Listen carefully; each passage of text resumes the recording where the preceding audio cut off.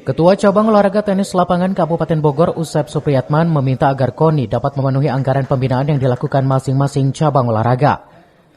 Menurutnya, pembinaan hingga capaian prestasi harus dibarengi dengan dukungan maksimal, terlebih menjelang bergulirnya perhelatan olahraga bergengsi setanah Pasundan, Porprov Jabar 2022. Ketua PLT yang sekaligus juga sebagai Ketua Komisi 1 DPRD Kabupaten Bogor ini juga berharap selain dukungan dana pembinaan yang seimbang, sarana-prasarana venue juga harus dipenuhi, agar pembinaan dan pencetakan regenerasi cikal bakal atlet prioritas juara bisa terwujud.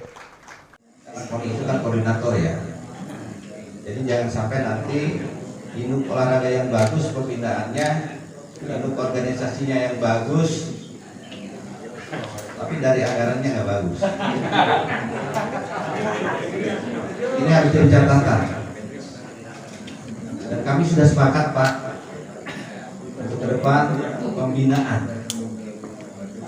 Kita urutan pembinaan Pak, karena kalau lihat dari undang-undang olahraga nasional, bahwa tujuan atlet itu olimpiade Pak, bukan porba, kalau bukan porda.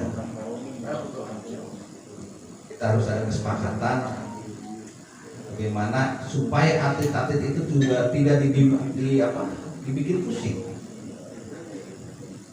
Bagaimana beasiswa yang harus diberikan kepada atlet yang berprestasi.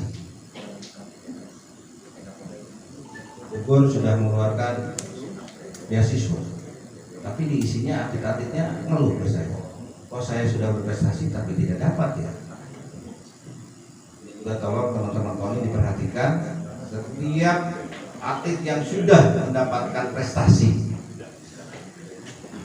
coba bikin piagamnya sehingga dipakai untuk pendidikan itu, tidak usah nyari-nyari lagi.